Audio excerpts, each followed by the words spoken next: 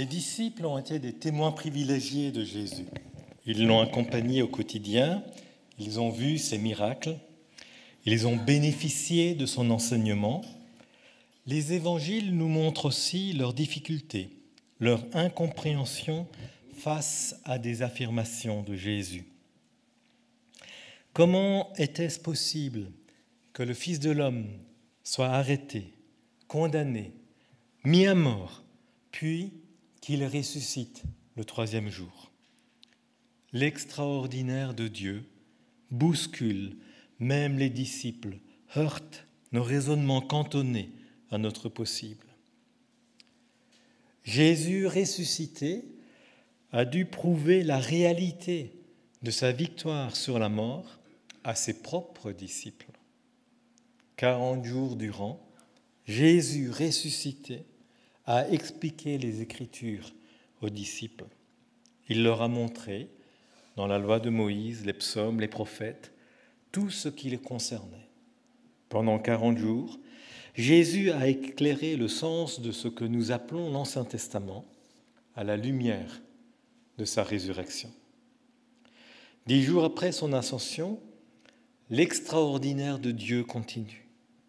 Voilà que des Juifs, venus des 4 coins du monde, à Jérusalem, pour la fête de la Pentecôte, entendent directement, dans leur propre langue, de manière claire, compréhensible, les merveilles de Dieu.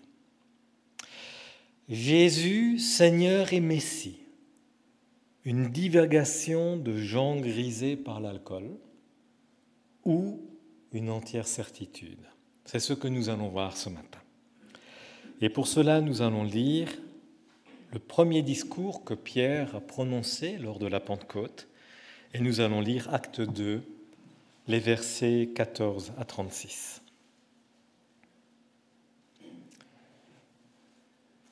Et je vous inviterai à garder vos Bibles ouvertes. Ça pourra être utile par la suite.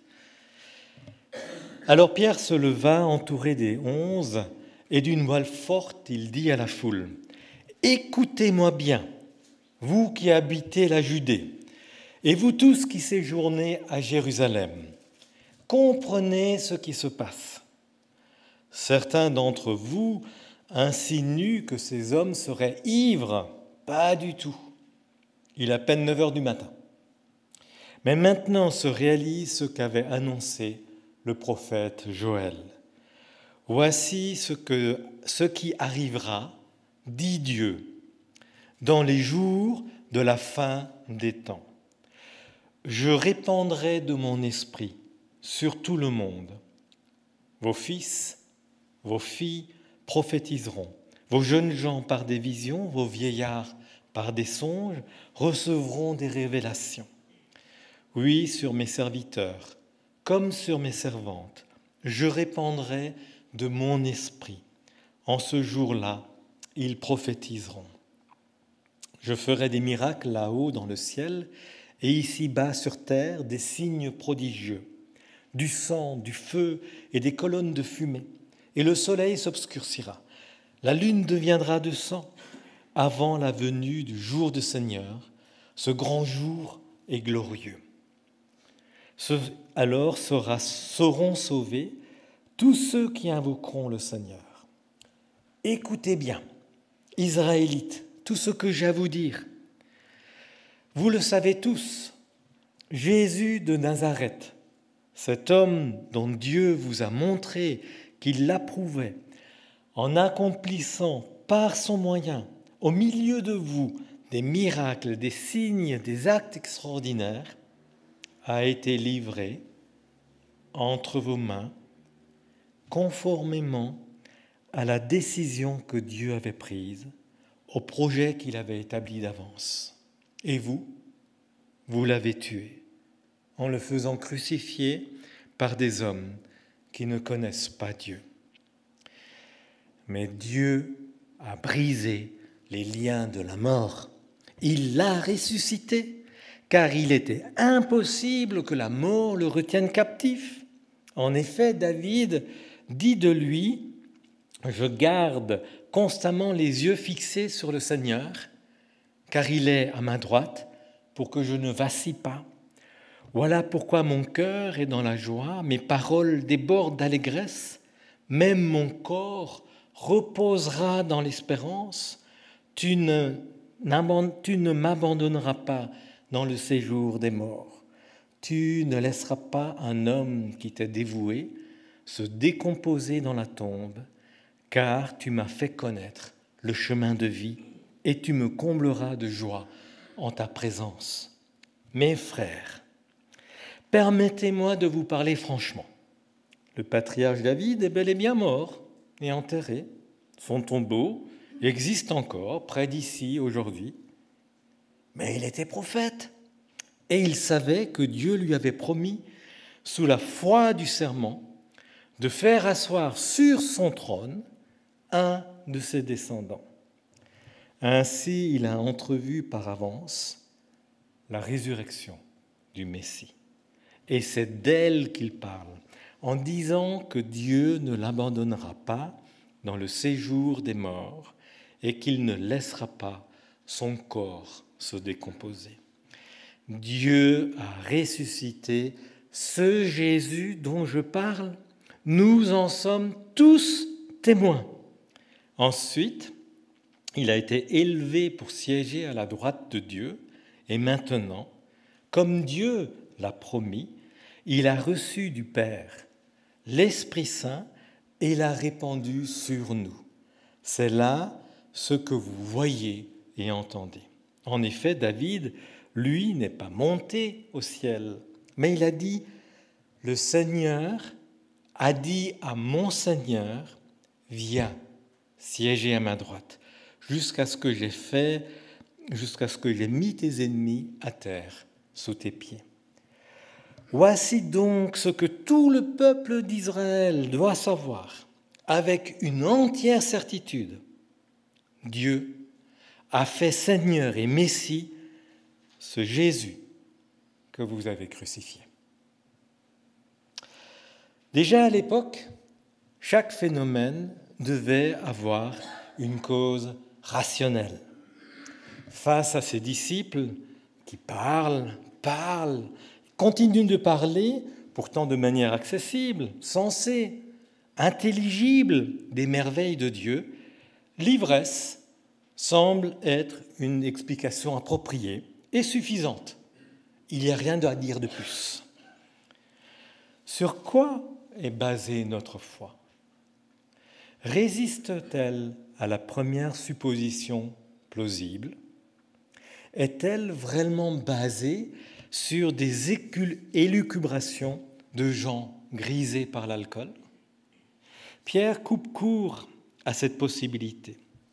Non seulement pour les mœurs de l'époque, cette supposition n'est pas crédible, mais même aujourd'hui, les fêtards au lendemain des fêtes aspirent au calme et certainement pas à faire un discours devant une foule, ni encore à consommer de l'alcool au petit déjeuner. Pierre va tenir un discours très cohérent. Les événements qui se sont passés ces 50 derniers jours, la mort, la résurrection, l'ascension de Jésus, révèlent le véritable sens des Écritures. Pierre va le démontrer. Il va utiliser un argumentaire très précis pour montrer que Jésus est Seigneur et Messie, en se basant sur des faits confirmés par des témoins et appuyés par des prophéties bibliques, pour que chacun puisse avoir une entière certitude que Jésus est Seigneur et Messie. Cet argumentaire va se répéter 3 fois, d'abord pour le don du Saint-Esprit, ensuite pour la vie de Jésus, son œuvre, sa mort, et plus particulièrement sa résurrection, puis finalement pour l'ascension de Jésus, le fait qu'il est assis à la droite de Dieu et qu'il donne le Saint-Esprit. Premier fait, le don du Saint-Esprit, acte 2, 14-21. Les témoins se comptent par centaines, les apôtres et les Juifs présents à Jérusalem. Je m'arrêterai sur la prophétie biblique citée par Pierre dans Actes 2, 17 à 21. Il s'agit d'un texte du prophète Joël, et la référence est Joël 3, les versets 1 à 5. Le prophète Joël a exercé son ministère au IXe siècle avant Jésus-Christ. Dans l'Ancienne Alliance, l'Esprit Saint n'était donné qu'à quelques personnes, à des prophètes pour annoncer les conseils de Dieu, à des prêtres pour se tenir dans sa présence, à des dirigeants du peuple, des juges, des rois, pour gouverner selon la sagesse de Dieu ou pour réaliser des exploits militaires, à des artisans pour réaliser le tabernacle et pour encadrer et former d'autres. Moïse soupirait à ce que l'ensemble du peuple puisse recevoir l'Esprit Saint. Nous lisons cela dans Nombre 11, 29, « Que l'Éternel accorde son esprit à tous les membres de son peuple pour qu'ils deviennent tous des prophètes. » Le texte de Joël annonce un temps où la diffusion de l'Esprit Saint ne sera plus restreinte à un petit nombre, mais au contraire, il sera largement diffusé sur les enfants, vos fils, vos filles. Il sera pour les vieillards comme pour les jeunes, peu importe le sexe, la tranche d'âge ou la condition sociale. Il sera aussi accordé à des serviteurs et des servantes. Les servantes et les serviteurs ne sont pas nécessairement que des Israélites. Ils peuvent aussi venir d'autres nations. Depuis la Pentecôte, cette prophétie se réalise. Quelques mots sur la compréhension des textes bibliques. La Bible est une collection, une bibliothèque de livres, avec des genres littéraires différents. Il y a des récits, comme les évangiles, les actes des apôtres, la Genèse, l'Exode. Quand Luc écrit que Jésus a apaisé la tempête, il l'a vraiment fait. Pour écrire son évangile et les actes des apôtres, Luc a fait une enquête minutieuse pour rapporter les faits tels qu'ils se sont passés. À côté des récits, il y a les écrits prophétiques. Interpréter les textes prophétiques littéralement peut vite conduire à des difficultés. Les prophètes s'expriment avec des images. L'important est de comprendre le sens de ces images. Faut-il absolument avoir des visions ou des songes pour être certain d'avoir reçu le Saint-Esprit ? Dans Actes 2, les versets 17-18, la citation de Joël ne dit rien d'autre que ceux qui auront l'Esprit Saint prophétiseront. Par définition, un prophète est quelqu'un qui parle de Dieu, son conseil, ses œuvres. Les 12 apôtres ont exactement rempli un rôle de prophète en parlant des merveilles de Dieu aux Juifs présents à la Pentecôte. Dans le langage prophétique, les expressions « le soleil s'obscurcira »,« la lune deviendra de sang », du verset 20, signifient surtout un temps de jugement. L'obscurité symbolise un gouvernement qui s'entête dans son refus de reconnaître les œuvres manifestes de Dieu et qui, à cause de son endurcissement, prend des décisions préjudiciables à son propre peuple. Et parfois, cet aveuglement peut vraiment s'accompagner de ténèbres, comme lors des 10 plaies d'Égypte ou lors de la mort de Jésus. Encore une remarque. L'expression « dans les jours de la fin des temps » pour les auteurs du Nouveau Testament n'est pas juste le retour de Jésus, mais toute la période de l'histoire inaugurée par la première venue de Jésus jusqu'à son retour. Il s'agit d'une période et pas juste d'un événement. Une période à la fois de salut et de jugement. Deuxième fait, la vie de Jésus, sa mort, sa résurrection, acte 2, 22-32. Pierre rappelle des faits connus de tous. Jésus est pleinement homme, originaire d'un endroit connu, Nazareth, en Galilée. Les actes de Jésus sont connus de tous les contemporains de Pierre. Ces miracles, ces actes extraordinaires sont d'autant de preuves de l'approbation divine. Tellement de documents datant des premiers siècles concernant la vie de Jésus nous sont parvenus, qu'aujourd'hui les historiens sérieux reconnaissent la réalité de l'existence de Jésus. Jésus de Nazareth n'est pas une invention de quelques-uns, mais il a vraiment existé. Avoir autant de documents sur Jésus des premiers siècles sans qu'il ait existé est juste impossible. Pierre ne s'étend pas davantage sur la vie de Jésus, car les faits sont connus de tous ses contemporains.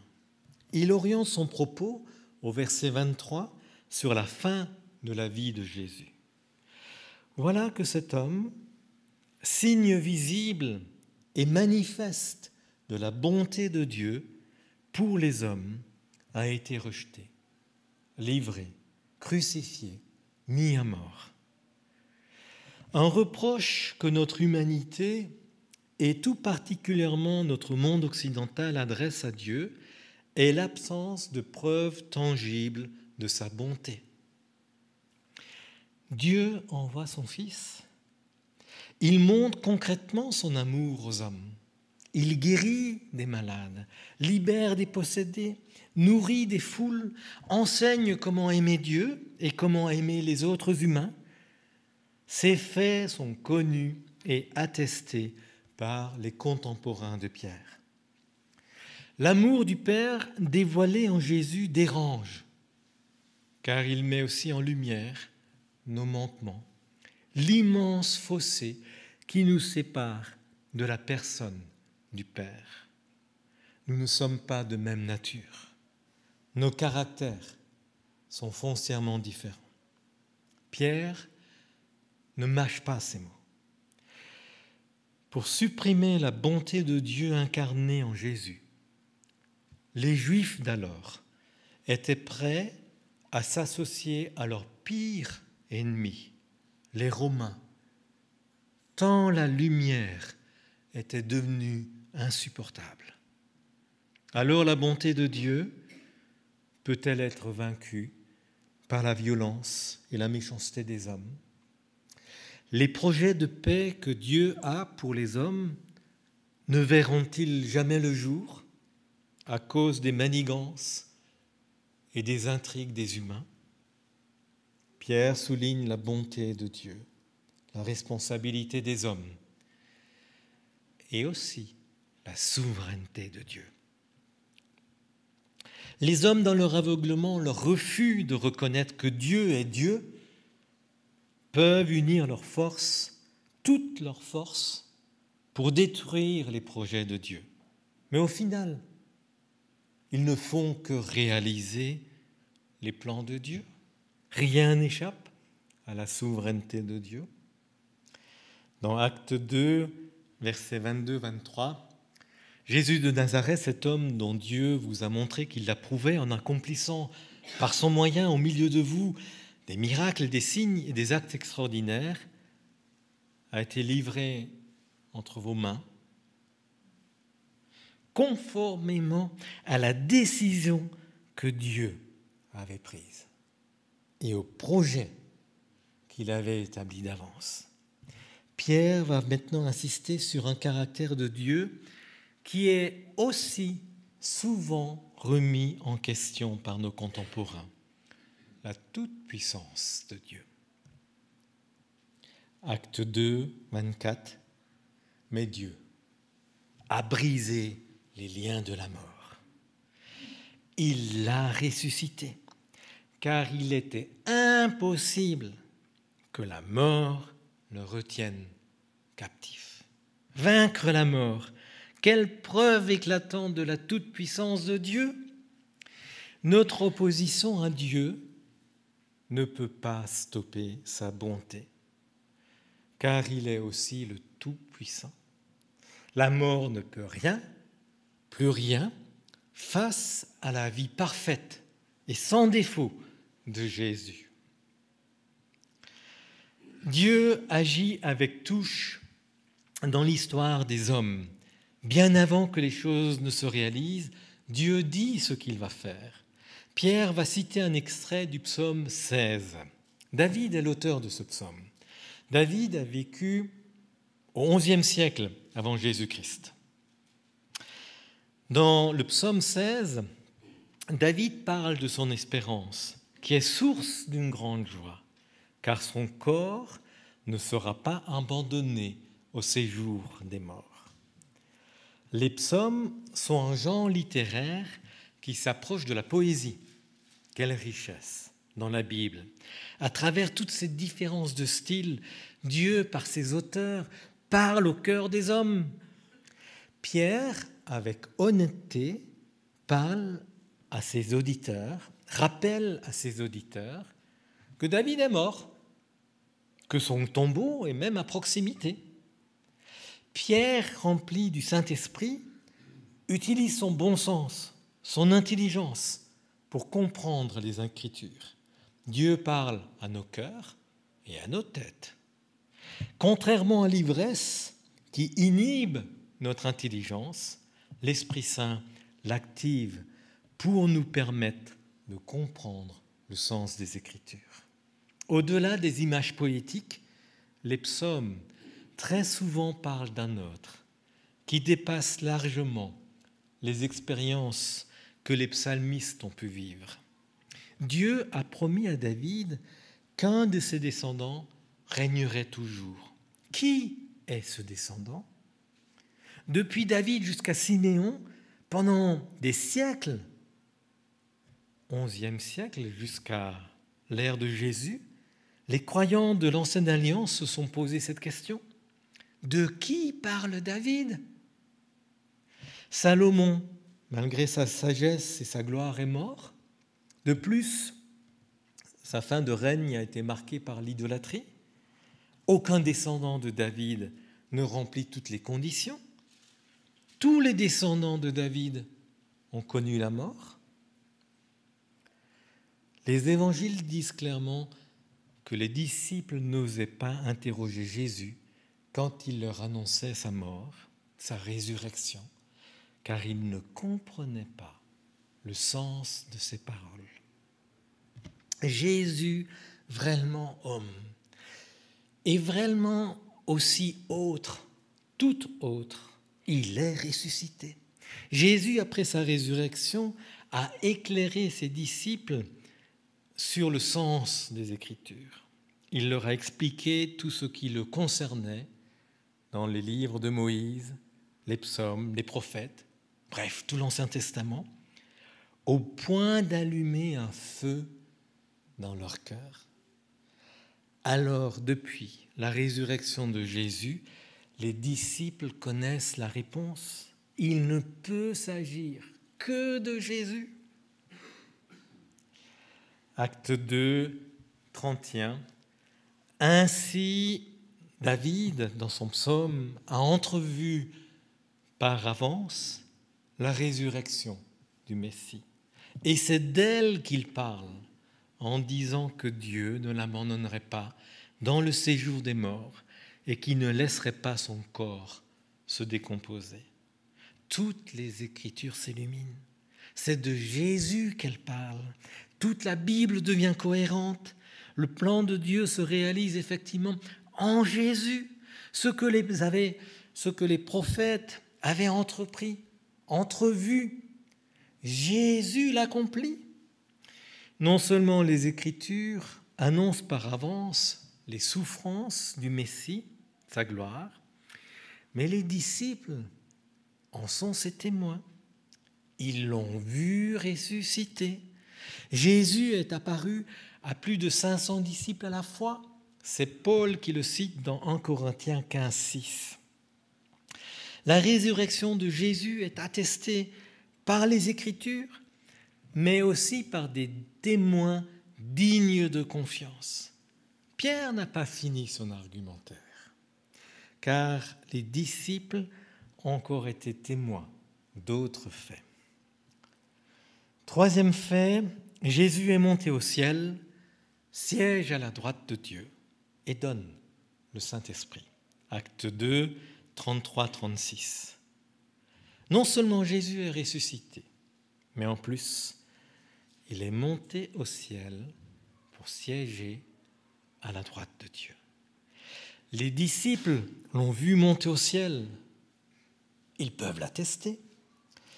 Jésus assis à la droite de Dieu signifie qu'il est entré dans son règne. Jésus est Seigneur. Est-ce que nous réalisons vraiment que celui qui siège sur le trône de Dieu est un homme? Il a connu nos souffrances, nos difficultés. Il nous représente devant Dieu. Depuis que Jésus est rentré dans son règne, une nouvelle période de l'histoire de l'humanité commence. Et il y a plus. L'Esprit Saint est l'Esprit de Dieu. Dieu, dans sa bonté, sa générosité, le donne à son Fils, qui à son tour le répand sur nous. Ce qui appartient à Dieu, ce qui constitue son caractère même, nous est partagé. Nous ne sommes pas seuls ici-bas à nous démener dans nos difficultés. Jésus est notre avocat auprès du Père. Il plaise notre cause. Il sait ce que nous sommes. Il sait ce que nous vivons. Il nous connaît. Il a vécu notre vie. Ici-bas, l'Esprit Saint rend la transformation de nos caractères possible. Par l'Esprit Saint, nous sommes marqués comme propriété de Dieu, scellés de son sceau. Je vous lis quelques extraits de Romains, chapitre 8, le verset 11 et les versets 15 à 17 après. Et si l'esprit de celui qui a ressuscité Jésus habite en vous, alors celui qui a ressuscité Christ rendra aussi la vie à votre corps mortel par son esprit qui habite en vous. La prophétie de David du psaume 16 ne s'applique pas qu'au Messie. En effet, vous n'avez pas reçu un esprit qui fait de vous des esclaves, qui vous ramène à la crainte, mais vous avez reçu l'esprit en conséquence de votre adoption par Dieu, comme ses fils et ses filles, car c'est par cet esprit que nous crions « Abba », c'est-à-dire Père. L'Esprit Saint lui-même témoigne à notre esprit que nous sommes enfants de Dieu. Puisque nous sommes enfants, nous sommes aussi héritiers, héritiers de Dieu, et donc co-héritiers de Christ. Pierre, pour étayer son propos, fait référence à un passage de l'Écriture. Il cite le psaume 101, le premier verset. Pierre est capable de citer les Écritures en public, très probablement sans aucune note. Il était imprégné de la parole de Dieu, et non pas d'alcool. Les psaumes, reflets du visage de Jésus, sont si importants. Prières données par Dieu aux hommes pour qu'ils les lui adressent, les repassent dans leur cœur, les apprennent, les récitent. Nous avons vécu dans ce temps avec retour à l'essentiel, un temps accompagné avec des psaumes, et il y a deux défis. Apprendre par cœur. apprenons par cœur les psaumes. Essayons de nous y atteler. Les 5 psaumes qui sont cités, essayons de le faire. D'autres avant nous étaient capables en public de réciter des psaumes. Essayons d'apprendre et nous allons relever le 3e défi ensemble, réciter les psaumes que nous aurons appris. Nous y reviendrons. Alors, ce psaume de David, est appelé psaume de couronnement, psaume 110, ou le psaume d'intronisation. Dans Acte 2, 34-35, le Seigneur dit à mon Seigneur, le Seigneur a dit à mon Seigneur, viens, siéger à ma droite, jusqu'à ce que j'ai mis tes ennemis à terre, sous tes pieds. À nouveau, ce psaume dépasse la personne de David. Jésus a stoppé une polémique qui l'opposait aux autorités religieuses en citant ce psaume.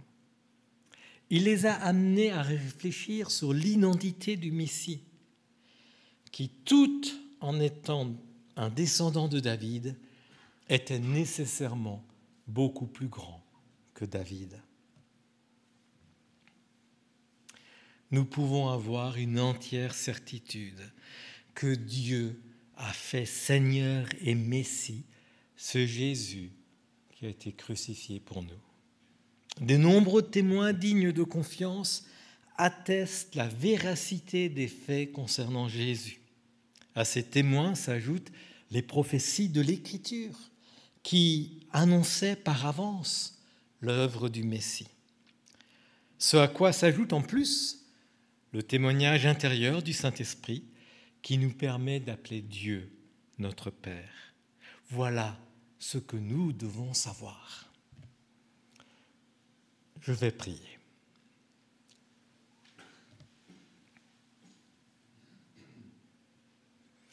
Jésus, tu nous as montré l'amour du Père que nous avons nous aussi pour un temps rejeté. Jésus, tu as accepté de mourir, d'offrir ta vie conformément aux Écritures. Ta mort couvre nos fautes, nos révoltes. Jésus, tu t'es humilié jusqu'à la mort sur la croix. Dieu t'a souverainement élevé au-dessus de tout nom. Selon les Écritures, tu es entré dans la gloire, afin qu'à ton nom, tout genou fléchisse dans le ciel, sur la terre, sous la terre, à la gloire de Dieu le Père.